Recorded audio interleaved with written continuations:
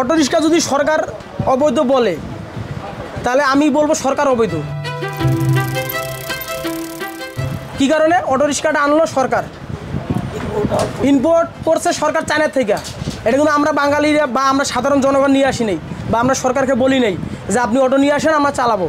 উনি অনেক কোটি টাকা ভ্যাট পাইছে, উনি এখানে নিয়ে আসছে অটো।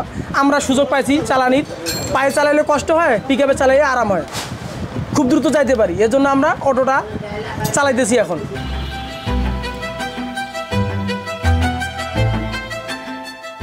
যদি সরকার চিন্তা ভাবনা করে যে না অটোটা চালাইলে আসলে রাস্তাঘাট খুব জ্যাম হয়ে যাবে, তাহলে অটো বন্ধ করে দেখ।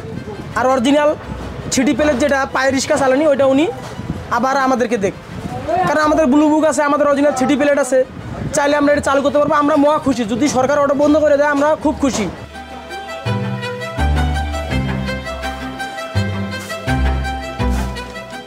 অবৈধ গাড়ি বা অবৈধ প্লেট নাম্বার যেটা বিগত সরকার যেটা দিছে, হলো সংসদ লীগের দিছে, মুক্তিযোদ্ধা লীগ দিছে, ছাত্র লীগ দিছে, অমুক লীগ দিছে, ইত্যাদি ইত্যাদি, এই বিষয়গুলো বন্ধ করে দিবে।